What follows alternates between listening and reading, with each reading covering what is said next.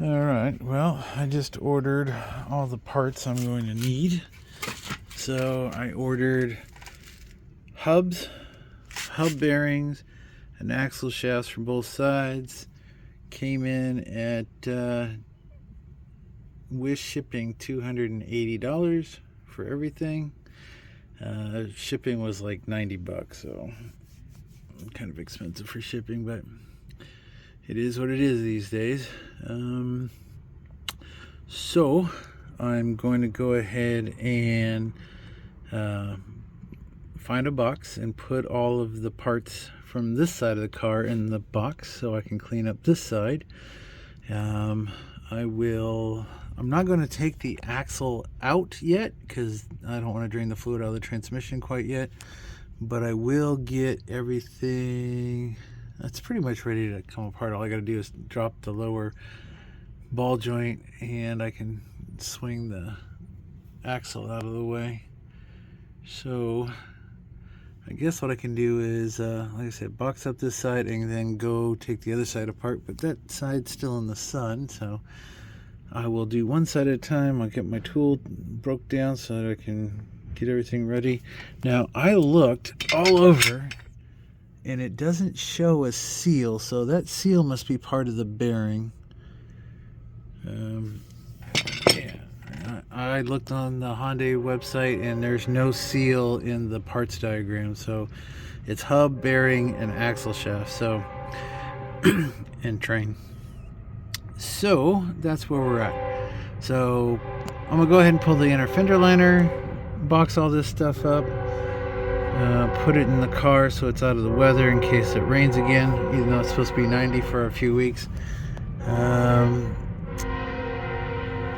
trying to think what else I can do here. I guess I can go ahead and replace that bolt on the crank, so that'll be something else I can do. So once I get this area cleaned back up, I'll do the bolt, and then once that other side's in the shade, I'll go over there and do some work as well. Alright, so I got this side of the car cleaned up, so I'm going to go ahead and pull this inner fender liner out on this side and go ahead and I'll put it in the box with the other one. These are definitely thicker than the aftermarket one, but whatever, who cares. I may not roll it up like they have the other one, but I'll throw it all together and put it in the shed with the other stock parts, and we'll get this out. So we've got looks like 1, 2, 3. I know there's 1 or 2 here on the bottom, and then there's that guy, and this should come out. Yeah, that one's gone. All right, so yeah, we'll get this out of here real quick and then move over to the other side. The sun is almost out of that area, so as soon as it goes down behind the garage, we'll be golden. It's only 3:30. Got 30 minutes before I gotta feed the animals. Alright, so I got that one out, and it looks like I got some vacuuming to do. I got some cobwebs and dirt up in there, and a whole bunch of leaves again. So we'll get all that out of there and clean that all up. And then I just got one screw here on the bottom I need to put back in where that white one goes. That way that will stay up there. And yeah, so that makes life a little easier. Now I don't have to worry about that thing getting hung up on stuff and getting broken. I believe I will put the side covers, the side engine covers back on. I mean, they're only 210s on the side and 1 in the front, so, and that helps direct the airflow through the radiator and everything through the engine. So that should help. And then having this open on the side, maybe I'll throw a little bit of duct working in there and try to get some airflow into the brake area. We'll see how that works. There's not a lot of room to work with. These cars are kind of compact. So, all right, on to the other side. All right, well, I decided to put the little black guard back on. That should be a little better. And then, so that means the only piece I have left to do is throw this in the box. All right, so now I'm gonna go over there. And since I got this thing all the way apart, man, I'm contemplating going ahead and ordering the lowers. I'll contact KTM and see what their order time frame is. Maybe I'll order that while I have everything apart. Okay, it's cooled off a bit. I've had dinner, feel a little better. So got a couple things. I'm gonna put that piece back on here where it goes. Get that all set up, and then we're gonna go ahead and get this brake and everything off and try to get this hub out, and then call it a day. I went on to KTM's website to look at those lower control arms. I sent them a message. I don't know if they have them in stock. While I was Googling around, I found something very interesting, and I might consider it as an option. Apparently, the Hyundai i40 lower control arm will fit, and it gives you a negative 1.3 camber. And I could buy just the Uniball and install it myself, and those run about 166 bucks for a pair, and plus the Uniballs, I don't know what they run. I'd have to look them up, but that would be a cheaper option than paying $500 to $600 for the control arms, and then I get a full aluminum control arm that's about 2 pounds lighter. And it's 2 pounds, 2 pounds. It's something to consider. So I'm going to go ahead and get this apart. Alright, so I got the lugs off. I got the 2 screws that hold the rotor on out. Now I'm going to get the bolts that take the caliper and the bracket off. Get these pads out of here. And I've already taken a punch and widened out the indentation so that don't back off. So we'll be getting all new hardware with the new axles. So all right, on to the next part, getting the brakes out of there. Oh, and I gotta go find another strap because I only have the one on the other side of the car right now.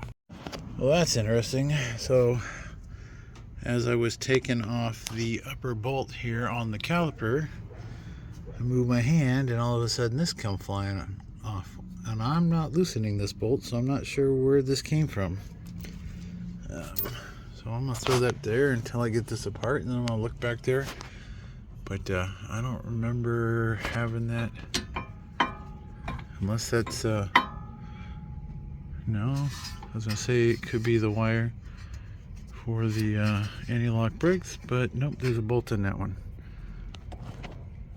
Odd. All right, so that's almost out, and we'll get that bracket out of there. All right, so calipers off, caliper brackets out of the way, rotor's off. I have the pulling tool, so we're gonna go ahead and use this to push the axle back out of the way. It works really nice, and then I can unthread this and put the puller on and start yanking on it. Hopefully this one comes out easier. The other one, it took me a while. We'll see. And hopefully my new mics will be here today, and we'll see. All right, now let me get that axle pushed back so that it's not holding the hub, and then I can try to pull it. All right, so I switched from the push bolt and switched over to the slide hammer, and we're gonna do that. I had to actually buy this piece because the part that came with my slide hammer actually broke, and Harbor Freight would not warranty it, even though it was a Harbor Freight tool and it was like 2 days old. So I actually had to buy this separate, so it took me a while to find the right threads, because apparently there's 2 different sizes. There's a 1/2 inch, a 5/8. But luckily for me, one tool fits both, and this way I don't have to keep taking this back and forth. So we're gonna go ahead and give that a few tugs, and hopefully it comes out a lot easier than the other one. I had to force the other one, even with my bad shoulder. It was kind of a pain in the ass. So let's get this out of here. Well, it's moving, and I can tell that because there's now wiggle in that in play, which means the bearing's coming apart. So it's a good thing I ordered all new bearings. All right, it's been a good 10 minutes. I finally got it to move. Yeah, I think it was time to do these bearings. Some of these usually just pop right out, but this one's a little tough. Well, actually both of these are a little tough. So it's just about out. Yeah, we'll see if a couple more minutes and get this out, and then we'll call this done for today. Alrighty then. That one came out with some gusto. The end went flying, bounced off the wheel, off the bicycle here. Almost hurt myself with it. Okay, so same thing. Yep, bearing came apart. There's still grease in there. The bearings themselves aren't bad, but they sure didn't want to come out. So, yep, that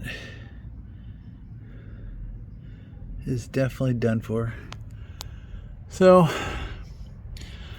and so yeah, so next step will be pulling the lower ball joints, getting the axle shaft back out of the way, and getting a press tool to press them out. Now there's a C-clamp keeper ring on the backside that has to be taken out first, and then basically you can either make one or go buy one or rent one, but it's a tool that goes over the top. It's got a threaded bolt that goes down the middle, and on the back side there's another one, but it's bigger, so that when you tighten it up it pulls the bearing back that way. And then to install it, you just turn it around and do it in the opposite direction. Pretty handy tool.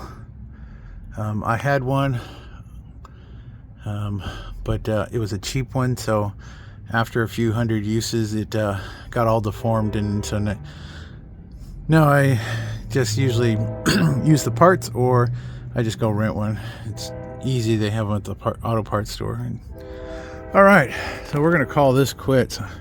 That was tiring. I'm gonna go ahead and put this plastic piece back up here on the fender, and I'm gonna head in for the night and take a shower. I'm sweaty. All right, so all the little screws are back in that.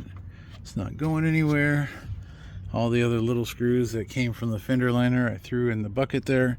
I'm going to make sure that the old fender liner gets all its clips taken off and thrown in that bucket, because this is driver's side stuff. Brake and everything is in there.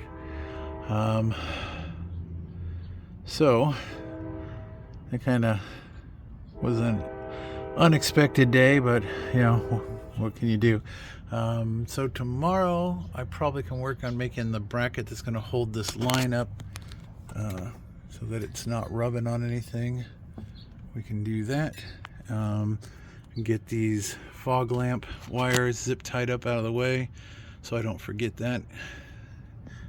And then I may go ahead and start dropping the axles out so I can get that bearing out tomorrow. May not, I don't know. It depends on how hot it is and how warm it is. Or yeah, you know, I'm tired. So yeah, it depends on what the weather's like tomorrow. It's supposed to be again in the 90s, so we'll see. I'm not sure. I may have to put the car on jack stands to pull the panels out from underneath there, because the quick jack may be in the way of getting to all the panel screws. I'm not sure. I haven't really looked, but I'm just looking under all those cobwebs. I'm going to have to get under there and vacuum all that crap out, because I am not going to crawl through that. All right, well, thanks for watching. Have a great day.